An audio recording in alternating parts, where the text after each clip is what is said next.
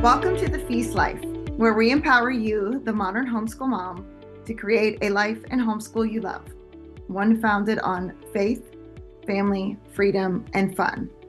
I'm your host, Julie Ross, creator of the award-winning homeschool curriculum, A Gentle Feast, and a certified Christian life coach. For more information on today's episode and to access my free gift for you, check out thefeastlife.me. Charlotte Mason once said, "Life should be all living, not a mere tedious passing of time." So on this show, we seek to savor the feast of life. Girl, grab your favorite beverage and pull up a chair. You are welcome at this table.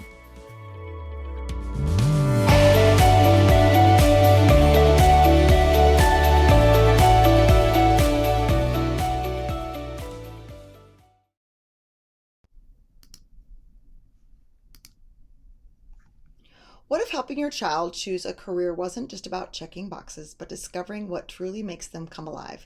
In today's episode of The Feast Life, I'm talking with career development expert Melissa Palmer from the Career Planning Studio. With over 25 years of experience in higher ed, talent development, and executive coaching, Melissa brings deep wisdom and practical tools for homeschool parents who want to equip their children for a meaningful future.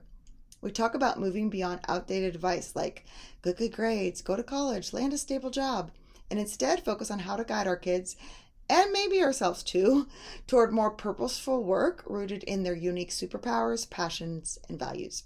Whether your teen has no idea what they want to do or too many ideas, this conversation is packed with insights to help your family prepare for an ever-changing career landscape. Let's dive into today's episode. Great. Hey everyone, welcome to the Feast Life podcast. I'm your host, Julie Ross, and today I am here with Melissa Palmer from the Career Planning Studio. Thank you so much, Melissa, for being willing to come and talk to us today. Thank you. It's so great to be here, and I'm excited to talk with you. Yeah, so I met you in real life. Amazingly, that still happens. And you were telling me what you did, and I was like, oh my goodness, like I need to have you on my podcast because you have 25 years of experience working with in multiple different realms of people, but basically on helping them with career planning.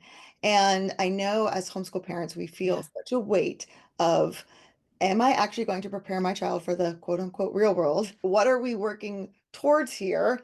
And it's not just we're going to check off all these boxes and make sure we taught all these different subjects, and then that's going to magically make our children have this amazingly wonderful, fulfilling life. Like we want to also help navigate because there are so many options and careers are changing at such a rapid pace these days that we do want to give them the skills and the knowledge they will need for their future. But again, that's always changing. So I'm like, I have to talk to you. So before we dive in, I'd love to hear your story. Like, how did you make a career out of helping people with careers?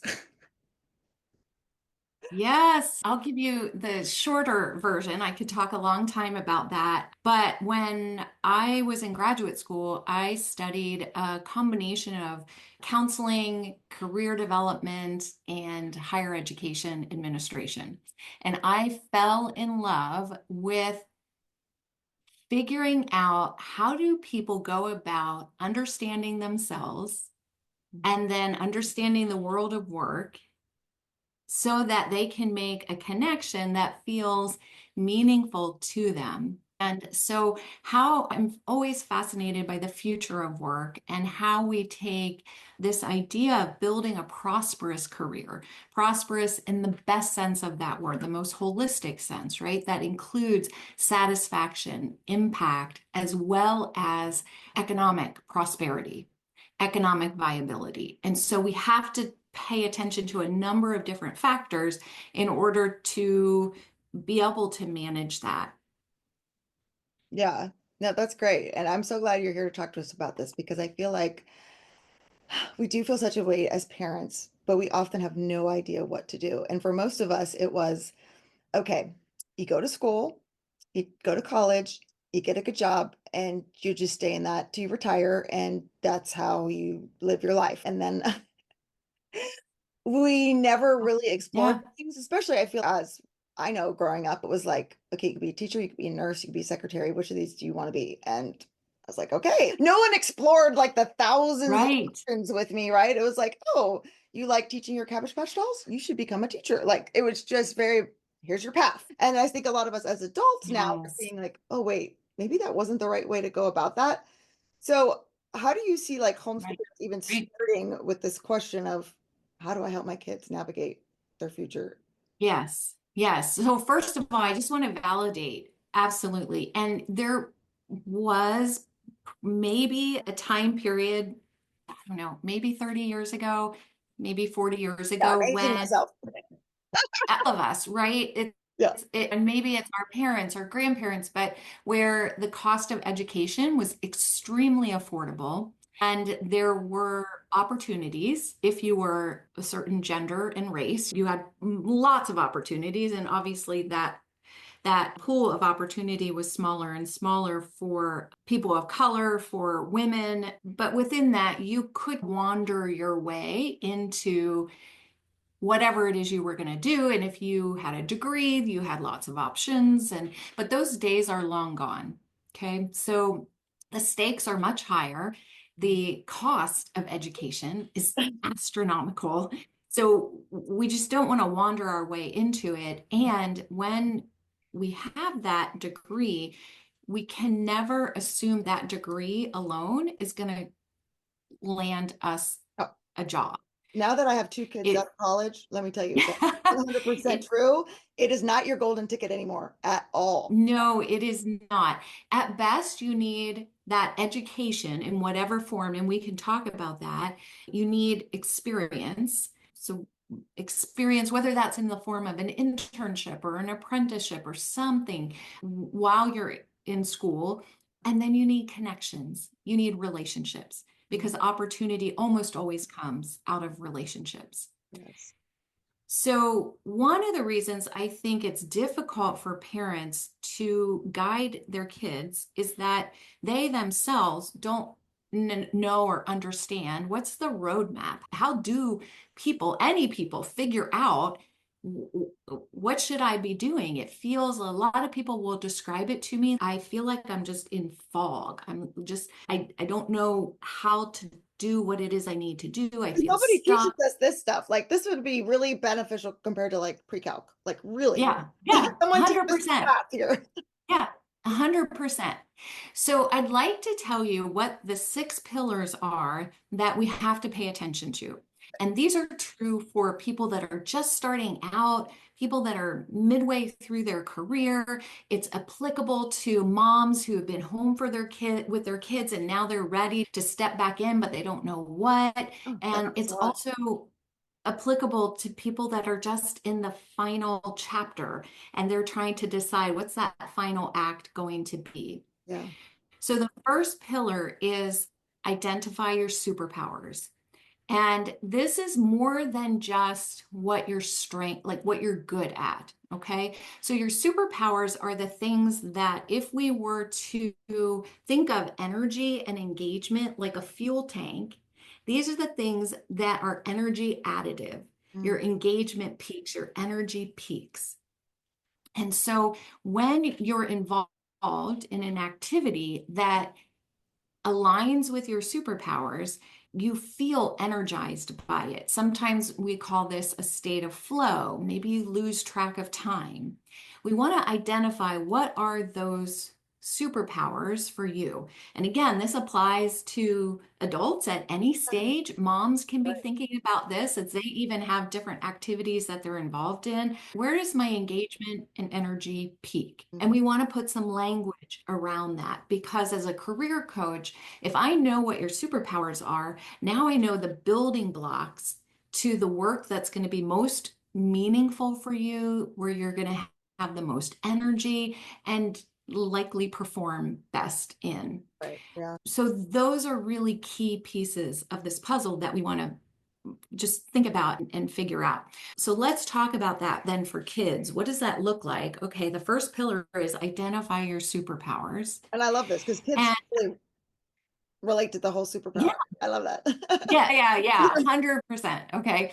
And I think this is especially relevant for homeschool families because their kids tend to be very high achieving. They can perform well at lots of different things. And so if we use performance as the metric for what you're good at or what you should do more of, that actually doesn't help us much because most kids could say, I got an A in a class, but I Right. hated it. Oh And yeah. it's okay, but how many, especially girls, get trapped into STEM careers because they got A's in math, they got A's in science, and they said, oh my gosh, you should do more science. How about engineering? How about, and maybe that's a fit, but just because someone can perform well at something doesn't mean it's a superpower. Mm, Because the definition of really good. strength that I like to use is inward. Mm, What do you do that when you do it, you feel stronger? So we're oh, doing an internal calibration here. yeah. So then for our kids, we can totally tune into whatever their age, what do they naturally attend to? When left to their own devices, what do your kids do? Where do they spend their time? What could they do for hours on end and not necessarily think twice about it? Yeah. Yeah. These are really good things to pay attention to and then mirror back to your child or your teen. Oh, I noticed that you just spent 2 hours on that. Tell me about it. What did you like about it? What was interesting about that? I remember when our son was in, I can't remember if it was like seventh grade. It was the early days of the internet, and he had discovered this website that let you build very simple websites. Again, early days of the internet. It was, but he thought this was amazing. He would spend, if I let him, Yeah. hours Right. doing this. Okay. And I said to him one day, I'm like, Brendan, wouldn't it be cool if you had a job where you got paid to do what you're doing right now? And he looked at me like, but you're crazy. No one would pay me to do this. He was just playing. Today, he's 30 and he's a UX researcher and he does human computer interaction, right? So the threads of our kids' life work Mhm. often go all the way back to childhood. And so we pay attention to that, we can attend to it, we point it out, become a student of the variety of ways that we understand human personality, strengths, gifts. If you have the opportunity to take something like the Myers-Briggs type indicator or the Enneagram or the Strengths Finder, these are fantastic tools Yeah. for just raising your awareness of your unique personality and interests and skills and gifts. The Gallup Strengths is another one. DISC. Yeah. There, for your listeners, self-directedsearch.com is a great tool for less than $20. It's good for teenagers. Okay, what was Um, it again? Can you say it? it's called the What is it? self-directedsearch.com. Okay. And it's a great assessment. It's a career assessment based off of the work of John Holland. Sometimes it's called the Holland Codes. And it is an orientation to the world of work. So when you take it, it gives you a sense of, okay, what general career cluster is likely going to be a good fit with my unique interests, my unique skills. And it's just a starting point Yeah. to, Right. to get out of the fog. All Mhm. right, so I'm going to stop there on the pillar one, which is superpowers, Yeah. and just give you a chance to Yeah. comment or ask No, that's great. questions. I think because we look at, okay, so my kid is really good at this. So this must be where they need to go. So I'm so glad you distinguished between performance and what actually does light you up and that you could just do forever and it doesn't feel like work. And Yeah, that's really just yeah, such a wonderful way to look at it. And it might be hard when they're kids and they're like, I want to play Fortnite yeah, forever. But to look at other yeah, areas too, where yeah. they can zone in on something and just seeing also like where they light up as humans in terms of their interaction with other people too, I think is really cool. They interact. Do you like being alone? Do you like being alone? Yeah. I wish I would have taken the Myers-Briggs test before I went into college Mm-hmm. to become a teacher because being in front of a classroom all day exhausted me because I'm an introvert. And I was like, someone should have told me that. Yeah, So, yeah, amazing exactly. insight. Yeah, Yes, great. yeah, because how well you know yourself is So your ability to choose a direction that's going to be a good fit for you is directly correlated to your level of self-awareness. So the better you know yourself, the better you're going to be able to evaluate and filter which path would be a good fit for me. Which is hard for kids because they don't necessarily have that, but you can work to help them develop that awareness, especially teenagers. Exactly. You're just developing it, noticing over time. What do they like? What do they not like? And like you said, why? And let's just use video games as an example. Even there's rich information you can mine out of that. Because what I would want to know is why or what about it do you like? Because I've talked to people who say, I love video games. And when you ask them, really, it's all about the strategy. It's Mhm. the strategy, it's the levels, it's the problem solving. And then other people have told me before that they like connecting with other players in other parts of the world. So there's that connection and human element that comes into the game, maybe the teamwork. Those two answers point us in completely different directions. Absolutely, 100%. Yeah. So even if it's, I love music, I love sports, I love video games, and you might say, well, that doesn't have much to do with anything. It's actually something that you can really start to peel back the layers of it, of what is it exactly? What's that secret sauce in it that you find interesting?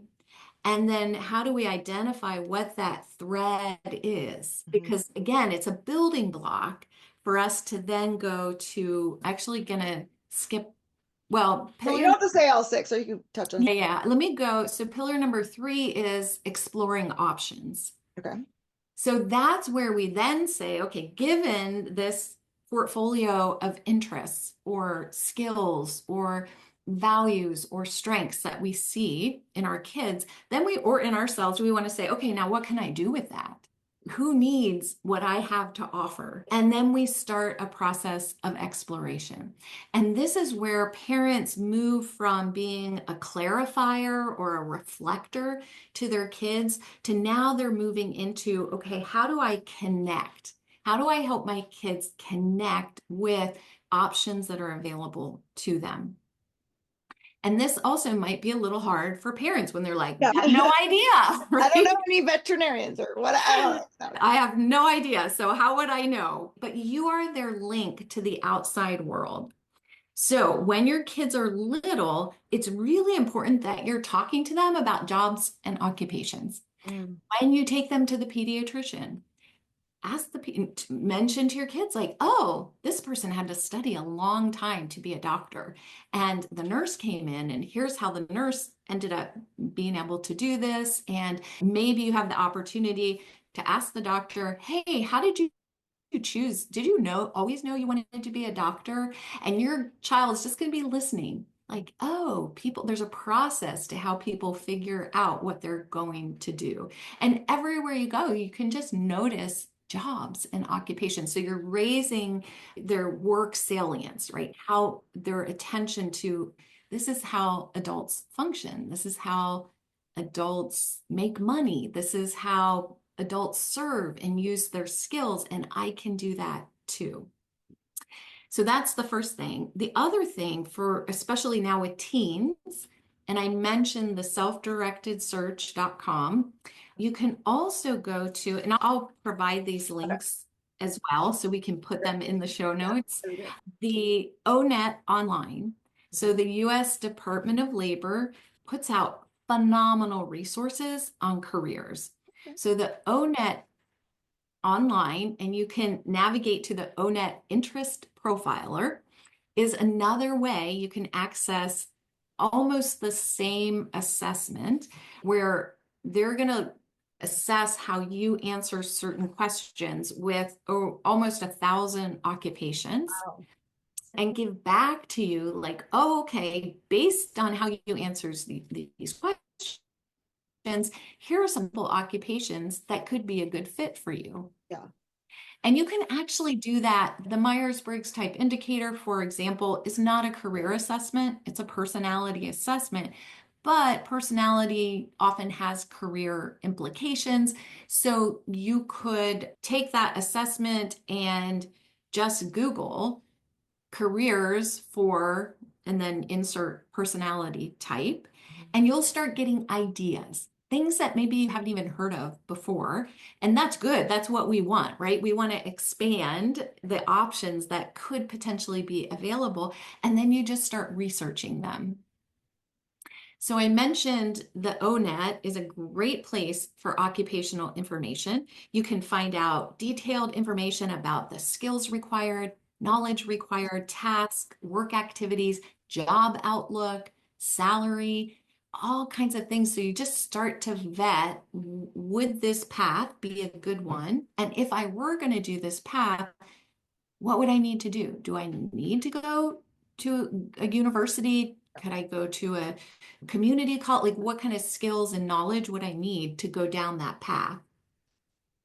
So that's a great way to just start researching. Yeah, that's great. And there's so much out there that like you don't even know. Like I said, like you're so limited if you're only thinking of the careers that you actually know of, because there's so much Yeah. out there that you don't, or your kids are looking around going, my uncle does this and my mom does that, and so these are the only careers I know of. So like I want to be that when I grow up, but they don't understand that there's like thousands of more jobs out there. Yeah. And Right. knowing what they Right. require is so important. Like I had someone on from Degree Free, and she was just saying like how few jobs actually require a degree, and a lot of the more common trend is Yeah. certifications.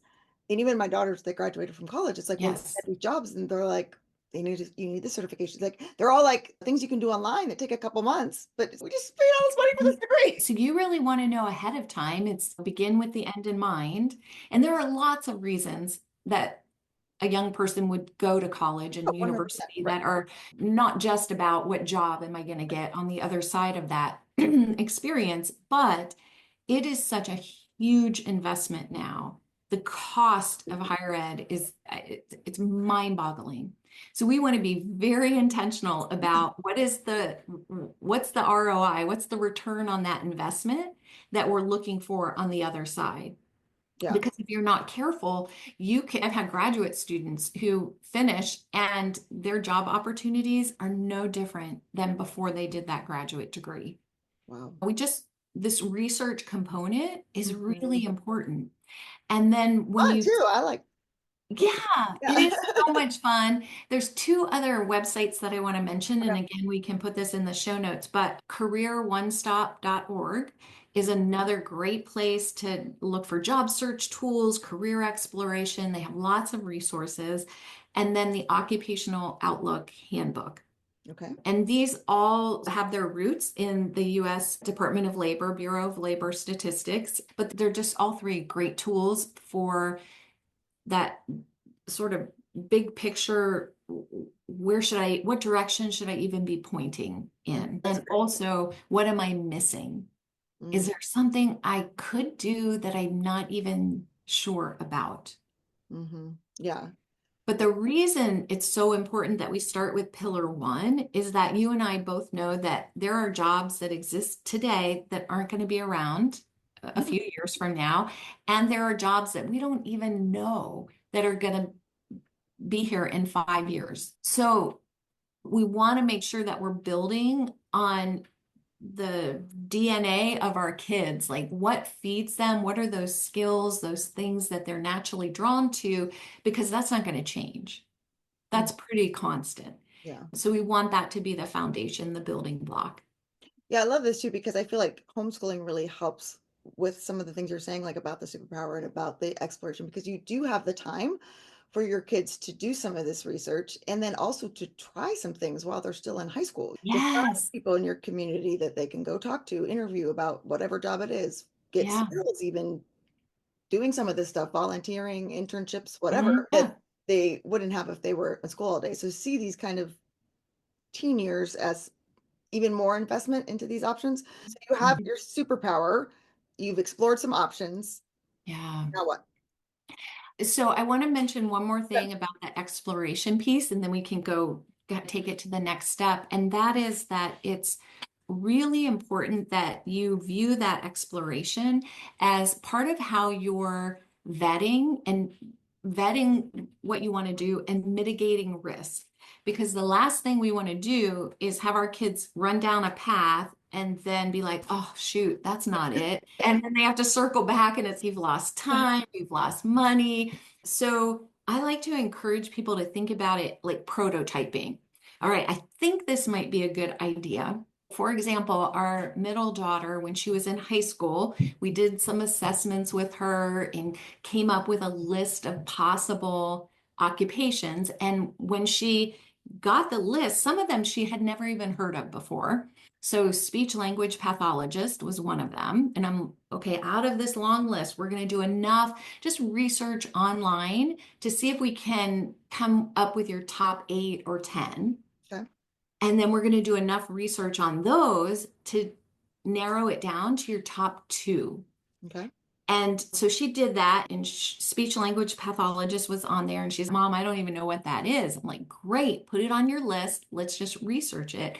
The more she learned about it online, the more she was like, huh, this is interesting. I think maybe I would like that. Okay, so it made it into her top 2. The next step then is talk to people who are doing those jobs. Yes. Get your kids connected to them.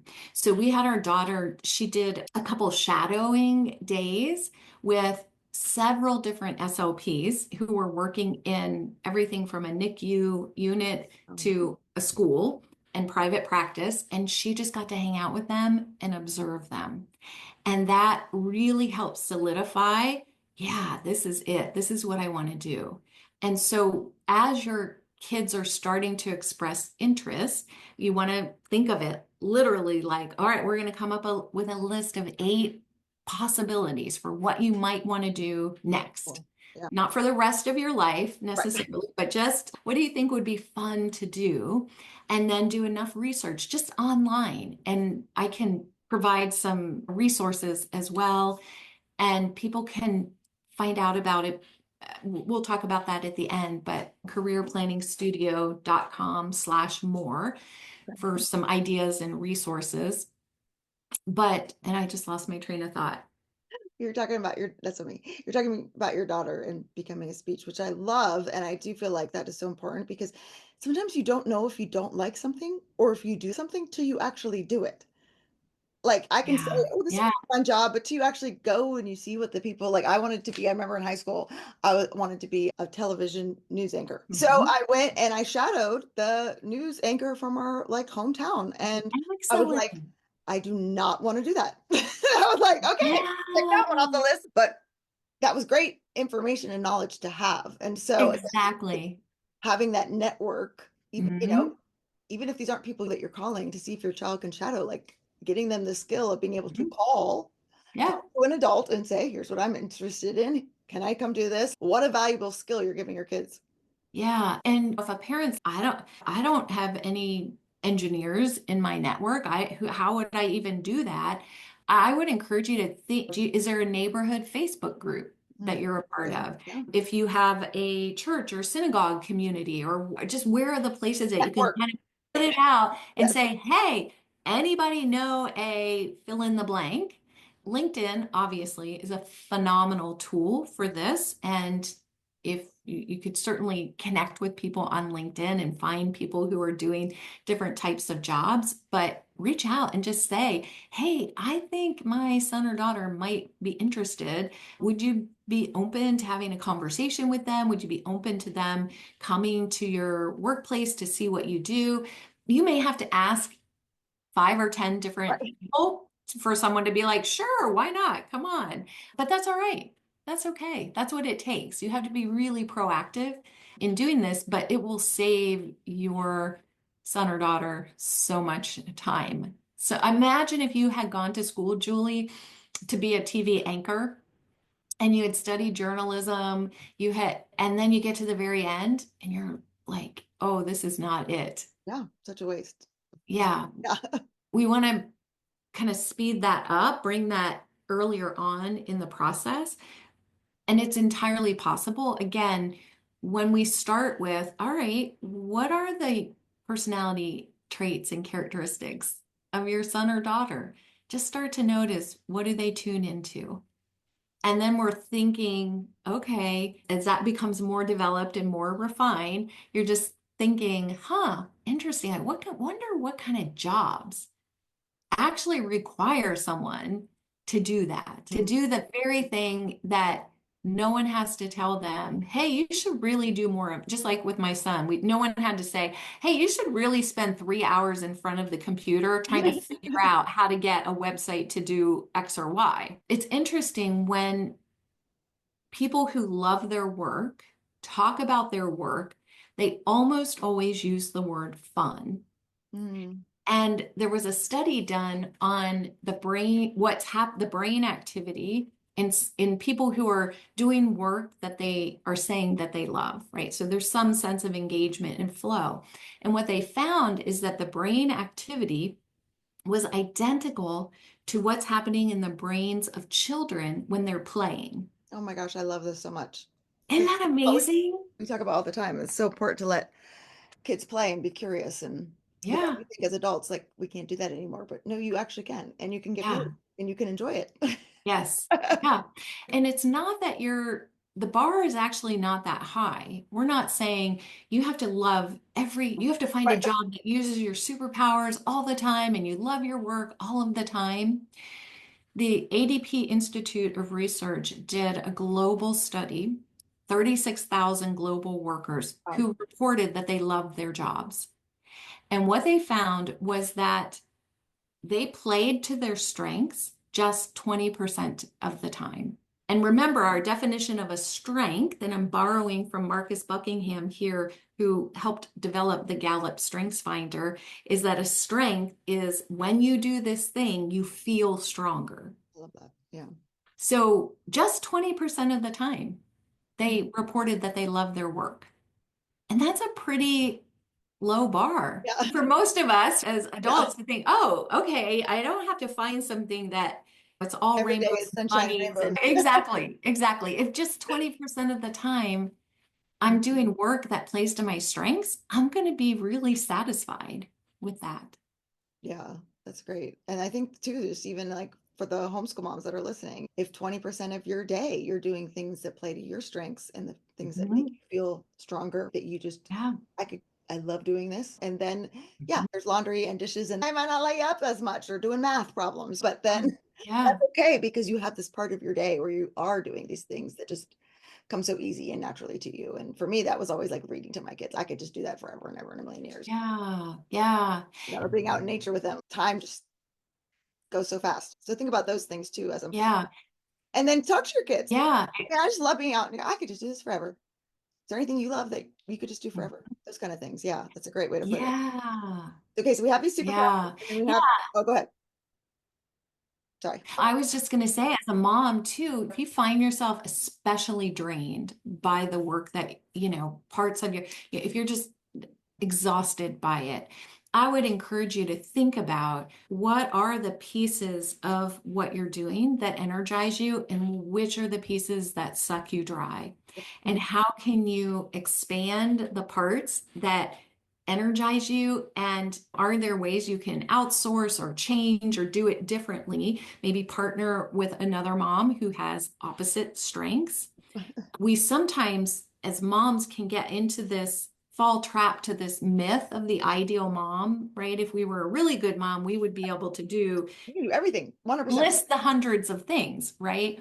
But the reality is that many of those things are actually psychological opposite. Okay. Mhm. So the mom who's good at being spontaneous, fun, drop everything and go whatever is the psychological opposite of the mom who's able to create a tight schedule and follow it and Yes. enjoy structure. And yet, sometimes as moms, we feel like, oh, I should be more flexible. Oh, wait, I need a schedule. It's like you put yourself in this bind Yes. rather than just, okay, this is what I do naturally and I'm good at it. And I'm going to embrace that. And the piece that doesn't come as naturally to me, I'll find some workarounds. Yes, that's 100% exactly what I teach my moms in my programs. Like, operate out of your zone of genius, delegate, Yes. and help for the rest. Yes. Yeah. And you can Yeah. do that in your career too. So it's great that it all parallels together. Yeah. And you mentioned your zone of genius, which is what we're trying to push toward because you have a huge zone of competence. You have hundreds of things you can do and do reasonably well. And then you have a somewhat smaller zone of excellence. But what we really want to know is what's that zone of genius? What do you have the potential to be better than most other people? Not in an arrogant sense, but just there's so much alignment there with how you're wired, how you're made, what your gifts and skills, interests, values, calling, it all wraps up. And when we have alignment there, it's just fun. There's so much fun I there. love It's a what I do. It's so delight. fun. I'm like, I get paid to do this. This is amazing. Yeah, exactly. Like you're a great example of, oh, this is how work should be. Yeah. And then, yeah, I went through many, I think as most entrepreneurs do, right? Trial Yeah. and error and things like that to get to the path to get where I am. But like, if we can help our kids on that journey, that's even better. So after we've explored some ideas, what do you recommend we do next? Mhm. So once you have explored some ideas and you've researched them, then you've actually talked to people who are doing whatever it is you're thinking about doing next. And in the process of talking to people, you're starting to build the relational bridge to where you want to go next. Mm. Okay. It's rare that anyone can do this in isolation. So it's important that you're just starting to build your team of people who are going to support you as you go through that process. So I mentioned in high school, my daughter shadowed SLPs, and those were all SLPs she stayed in contact with while she was in school Wow. when she needed to do different projects, different a fellowship year, job searching, she was just very intentionally starting to build that network of other adults who were supporting her, helping her, guiding her, because all of our kids will get to the point where we can no longer help them. I don't know the inner workings of what it's like to be an SLP, so I can't guide you with that, but I can help facilitate connections with the people who can. So that's really important. And again, these are lifelong skills. This is not a once and done. So when you're going through these different stages or steps in the process, you're going to revisit. It's circular. You're going to try some things and then figure out, oh, I like this, but I don't like that. And it might lead to this. And let me go talk to some people. And oh, no, that's not what I thought it was. All right, let me circle back here. And you're constantly refining Mhm. your self-awareness and your knowledge, Yeah. right? 100%. You're always learning and connecting. I think it's so good for parents to hear too, because a lot of us came from this kind of standardized, streamlined education model where it was like you go through these steps, you go to college, you get this job, and then you Yeah. stay there for 30 years. And then Yeah. a lot of adults, whether it's maybe a mom needs to go back, get a part-time job, or their kids are like graduating and they're looking at, okay, now I'm gonna have an empty nest. I want to back and have a career. Or maybe their spouse is wrestling with these questions of, I got into this job and I'm like, I don't even want to be doing this anymore. Yeah. Or we're trying to help our kids navigate those things. We have to realize that it's not that path and it's not systemized and streamlined. And that might be have been your parents or you or your grandparents, but that's not the case. That sometimes Yeah. it does take this. Try it, see if you like it. What do you like about it? Okay, like this, I Yeah. don't like that. Now I'm going to try this that might not even have existed 2 years ago. Again, it's the ability to evolve and change, but you're always going back to these kind of questions that you're asking, which I think, Yes. Yeah. Yeah. 100%. And young people who are entering the workforce today are likely to have 12 to 18 jobs. are you And serious? I am completely Wow. serious, 12 to Wow. 18 jobs. And depending on the research, which is not great research because I don't know that anyone tracks this, but you'll see as many as 6 career changes Okay. over the I definitely course of believe that that. Yeah. 12 to Oh, 18 wow. Okay. jobs, right? So Not even 12 to 18 jobs in this, like you were an accountant here, now you're an accountant here. You're talking like different career paths completely. 12 to 18 jobs and then up to 6 different careers, which would be like I'm an accountant over here and now I'm doing something, maybe it's ancillary to accounting, maybe it's something completely different, but career changes are more and more common. And part of that is because the workforce is changing rapidly.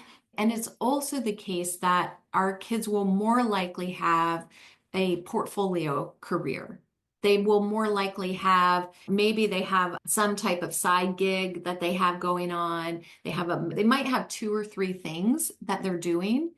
And that's very different. My dad Oh, worked at the I'm same employer his 30 years. Yeah. entire life, and then he retired. Yep, I do. That doesn't exist Yeah. anymore.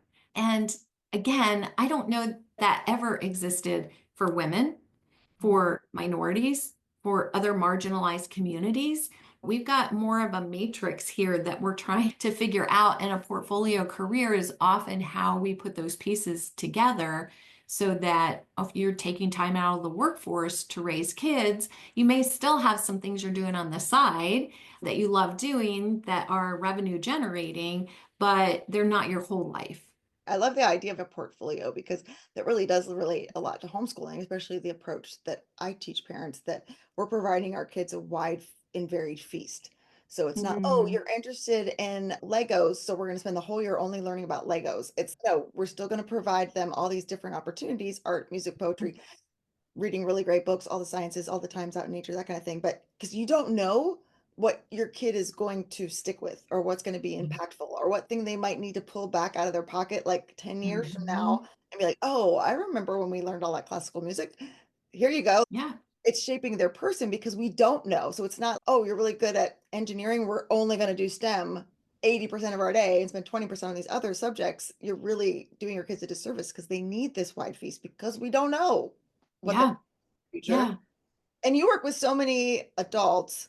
I'm curious, like, what do you see in adults that make them successful no matter what career path they're using or whether they're changing their career path or not? That could be something as homeschool parents we can learn from that we can be focusing on with our kids that actually gives them that really not just skills for one profession, but skills to be successful no matter where they go. Yeah, yes. That's a great question, and I'm going to answer it. And I also want to say something about what you said just a minute ago, because I'm imagining that there are probably a lot of moms listening who are like, oh my gosh, one more thing I have to do. One Yes, more thank you for bringing that up. thing Yes, I right. need to like manage with my kids. And especially if you feel like you're already drowning, Yeah. this conversation can be like just the last straw that knocks you out. We don't And want that. what I want to suggest is that just as you're going through whatever curriculum you're doing, however you're structuring your kids' education, just think about, oh, how could I use an assignment or a paper that they're already having to do, but tweak it just a little bit so that maybe they're using it to research a Mhm. career path, or they're using it to understand different ways in which we study human strengths or personalities, right? Like perhaps just think about that curriculum and say, okay, how can I be intentional about using what we're studying to add a career component to it? To whether that's just raising awareness around the world of work, spending time, we're going to research, hey, how about if we learn how do you research careers? How do, and some of the resources that I'll provide are places that you could do some interesting stuff. If you're doing math, maybe you're looking at salary and cost of living calculators. Okay, if you had a job in Boston versus a job in Boise, what would you need to earn in each of those places to have the same standard of living? These are ways that you just start to give your kids some career awareness, money awareness around salary and income that will really serve them well when they start making those decisions. Yeah, no, that's a great idea. Definitely something that needs to be taught to and integrated because again, that financial awareness is gonna be one of those skills that's gonna serve them so well compared to Yeah, a lot of, yeah. yeah. Yeah. And then back to the question about for adults, just going back to the six pillars, the second pillar is what I call master the inner game. And this is where you are paying attention to your thoughts and assumptions and beliefs. And It greatly affects your confidence, your ability, how you show up. Your so there's some inner pieces there that I think are important and we can also do with our kids and teens that help them show up in more powerful ways in their lives. The third pillar we talked about, which is exploring options and deciding your most strategic entry point. The fourth pillar we also talked about a little bit, and this is build your team. It's how do I build the relational bridge to where I want to go next? Yeah. And for adults, we sometimes call this networking, but I sometimes don't like to use that word because it causes people to cringe and it sounds so You can go with transactional. the business cards, right? Yeah, yeah. And it's not about being transactional. It's about how do I connect? Once I've decided the sandbox I want to play in, now how do I connect with the people, the organizations, the companies, the professional associations that are also active in that sandbox? Because if I want to be there, I need to be a part of a network of people who are already having that conversation. So Yes. that's really important. Again, we nurture that across the arc of our career. The fifth pillar is tell a better story. And this is about how you craft a compelling narrative. This is the marketing and branding piece, which is so important Marketing, because branding yourself. yeah, because again, I'm being descriptive here. I'm not saying this is great that it's this way, but in the real world, performance matters and so does perception. And so your ability to communicate the value that you can deliver I have to. is really important. So gone are the days, if they ever existed, where you could create a resume that just listed from top to bottom all your experience. And Mhm. that's what I often see. It's, oh, here, I just listed it all out. I have my bullet points that tell you what I did. And that's a little bit like if I just handed you a bag of groceries and you said, all right, what am I supposed to do with this? Okay, I'll have to unpack it. I've got some tomatoes. I've got some ground beef. I've got some pasta. I guess I could make spaghetti or lasagna. No one's going to do that amount of work. Yeah. But if I studied you and I knew that you love lasagna and you needed lasagna, and I've done all my self-assessment, and I can tell you I make the best lasagna and I love making lasagna, and I take all my ingredients and I just hand you a piping hot lasagna. Mhm. Now all of a sudden you're like, oh, I need you. Hired. Yeah. So a resume has to be like, what's your value proposition? You Mhm. have about 6 seconds at the most that someone's going to scan your resume and then decide yes or no. So we have to get really clear on that value proposition. And then we have to think intentionally about how am I telling that story on my resume? And again, this takes a little massaging and intentionality because we want to decide ahead of time what is that story? When someone looks at my resume or my LinkedIn profile, what are the assumptions that I want them to have about me? We Mhm. don't want to leave that up to chance. Right. We want to tell them what we want them to think, right? So that's important. And then the sixth pillar is the fundamentals of, I call it sharpen your fundamentals. And these are all the how-tos. Okay. How do I do a resume? How do I do a cover letter? How do I do my LinkedIn profile? How to interviewing skills, Huge. negotiating skills. These are all very important. This is where most university career centers will focus their time and energy. And I have heard countless stories, as I'm sure perhaps you've heard or even experienced, of people who said, yeah, I went to my college's career center and it was a complete waste. It was so not helpful. And often that's because they focus on pillar number six, almost to the exclusion of the other ones. And it's important, but it's just one piece of the puzzle. And it can often be difficult when people try to start there. Oh, Because it's like the great that you could mom. have a beautiful resume, but if you don't know what job you're applying for or what job feels good to you, Yeah, that skill's not going to take you too far. exactly. Exactly. So these six pillars are a bit of a roadmap. If your listeners are interested, the careerplanningstudio.com/more. I did an entire webinar on the 6 pillars, That's and you can access that for free. so wonderful. So No, take a look at that if that sounds like it would be helpful to or you. even something they could watch with their teens. Oh, absolutely. Great. Yeah, but talk about it too. Okay, what does that look like for a teenager? And also, how are they prototyping their interests and encouraging them to try a lot of different things so they have more to reflect on?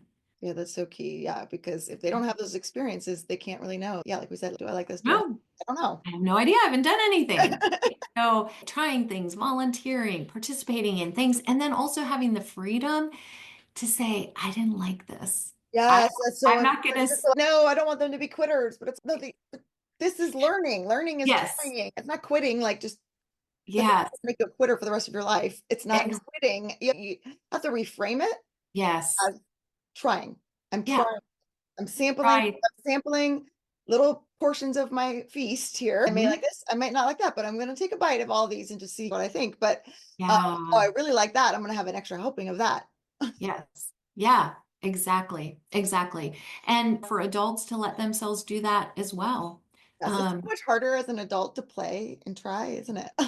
yeah, we rarely allow ourselves to do that. Our brains are really quick to just say, yeah, but, yeah. And I encourage people to get to slow that down. There's a time and a place to think about feasibility and what's practical, and we'll get there, but we have to start with what would you just love to do? How would you enjoy? What would need to be true about your life 12 months from now or 24 months from now for you to say, oh my gosh, I love my life. I Yeah, can't believe, not perfect, because perfect doesn't exist, but what would need to be true about your life for you to just genuinely feel like, oh my gosh, I love what I get to do. I love the time I spend here, how I feel, like you really feel good about that. Okay. That's not a surprise. It doesn't just happen. We design for that. And the only way to design for that is to first get in touch with what would that need to look like? And this is a piece of pillar 2, the inner game, which is called creation. It's curating a vision of what your life needs to look like for you to just love your life. It's unique to you. yeah, There's a researcher at Harvard, Dan Gilbert. He's a psychologist who calls himself a future self researcher.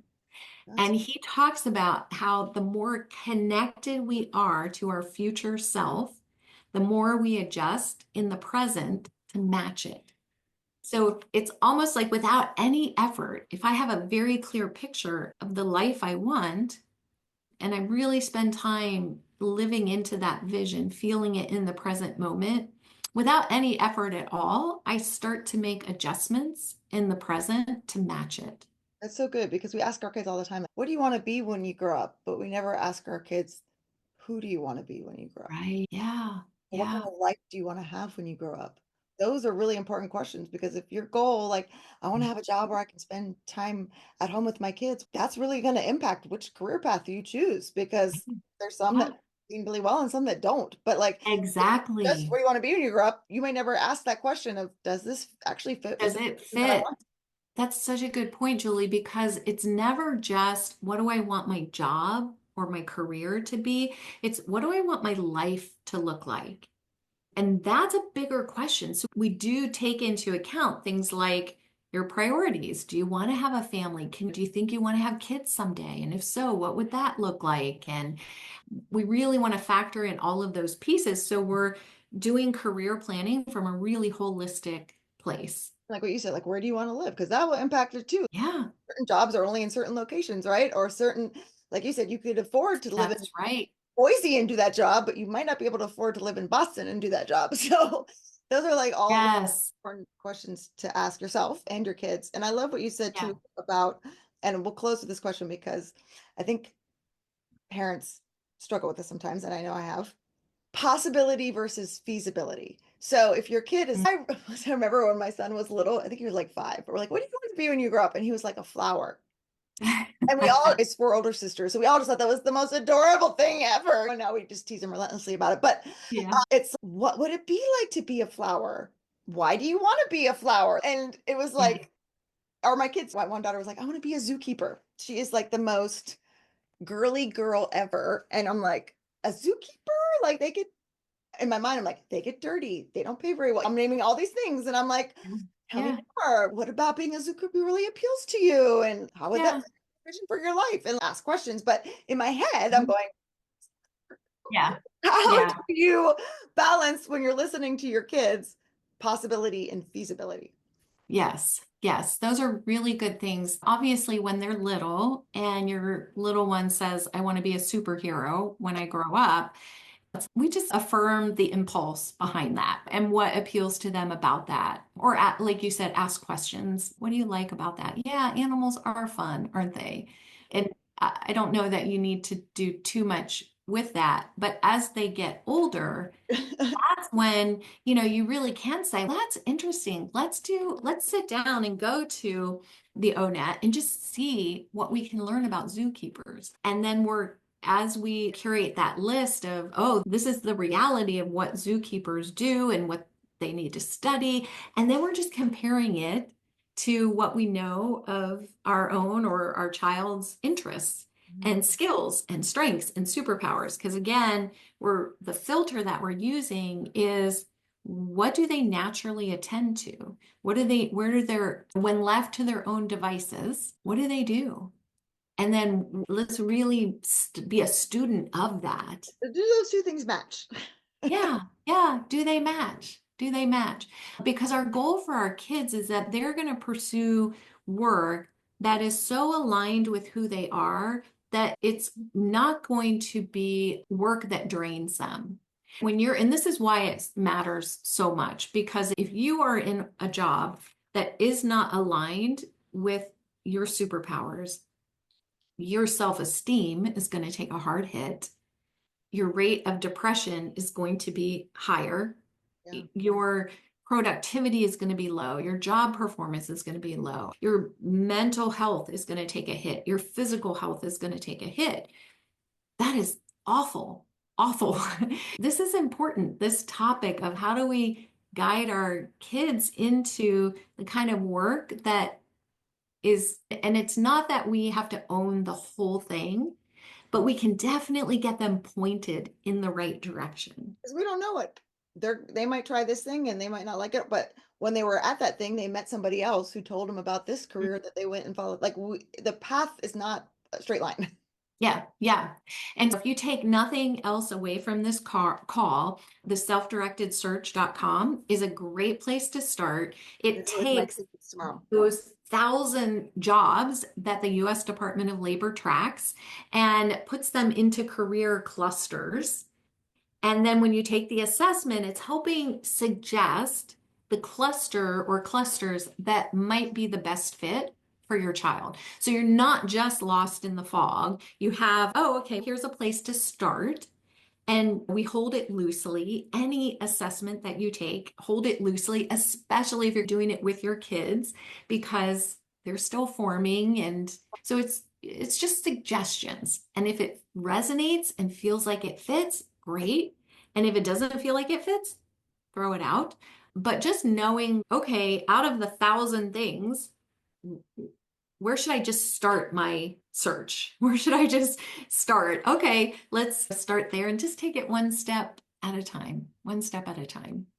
Yeah, no, that's great advice. And I think, like you said, when they're young, you can just, oh, wow, that's great. What would it be Mhm. like to be Superman? And just ask Yeah, questions. And then when they get older, yeah, let's explore that a little bit and find out a little more about that, but not put damper down their spirit and their interest in the things that we yeah, all like to daydream. yeah, Days, I wish I right. was a superhero. Yeah, yeah, 100%, 100%. Yeah, and it's Or good, not. I mean, there's a million jobs that like sound super exciting and interesting. yeah, and then you can even, this is, I think high school is a great time to do this, where you're just integrating it into conversations about money, Mhm. about income, about, yeah, the reason that we live in this neighborhood is we have this job that provides this income, and we feel good about that. If we had this job over here, your income would be X, and here's what you could do. And some people care about that, and other people you're just helping them connect the dots between the work that I do, the value I deliver, the income that I earn, my choice in all of that, and the proper placement of that. In we don't want to go down the path of money is the only thing that matters, income is the only thing that matters, but also we don't want to make the opposite mistake and say it doesn't matter at all. And then they're surprised when they a path and they can't afford to move out of your home. Like that. So these are just good conversations to have so that they're making intentional choices. They may still decide to be that stereotypical starving artist, but we just want them to do it knowing, for it to be an intentional choice so that there aren't any surprises. Yeah, this has been such an amazing conversation. I know this is going to help my parents so much. So thank you for taking the time to jump on. How can they find you in the free resource that you mentioned? I am mostly on LinkedIn. I'm a little bit on Instagram, Career Planning Studio. But the best thing to do is go to careerplanningstudio.com/more. You can access the webinar that I do on the 6 pillars. I also have a free exercise you can download on one simple exercise to figure out your superpowers. So there's a couple of things on there you can take advantage of. I also do, in addition to working with clients one-on-one, I have a career mastermind that I run a couple times a year. And it's ideal for people who are just trying to figure out what is the next step going to be? What's the next chapter?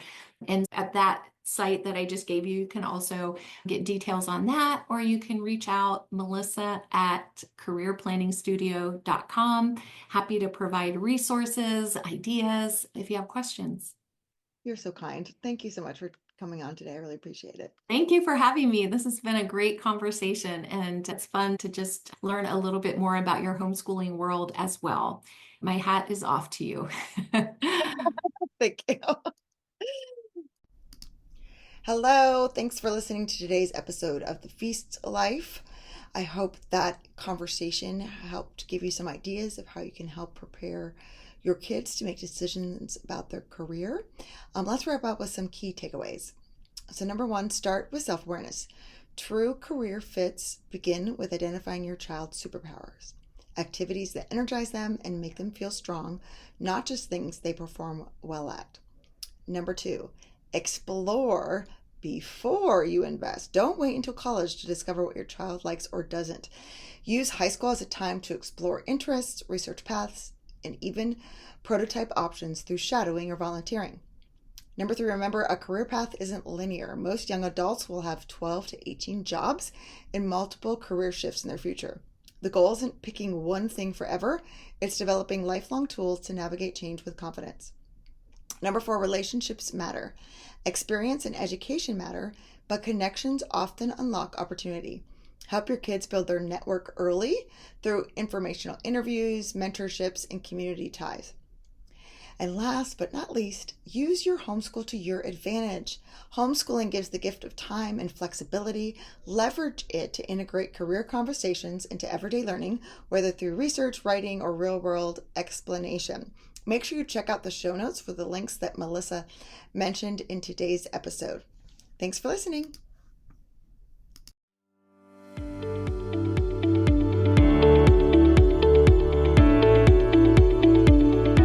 Hey there, Julie Ross here. I just wanted to say thank you for listening to today's episode. If you like this show, it would mean the world to me if you would leave a positive review in iTunes. This really does help people learn about the podcast. And each month I will pick a winner to receive a free gift. Don't forget to check out all the free resources we created for you at thefeastlife.me. Thank you.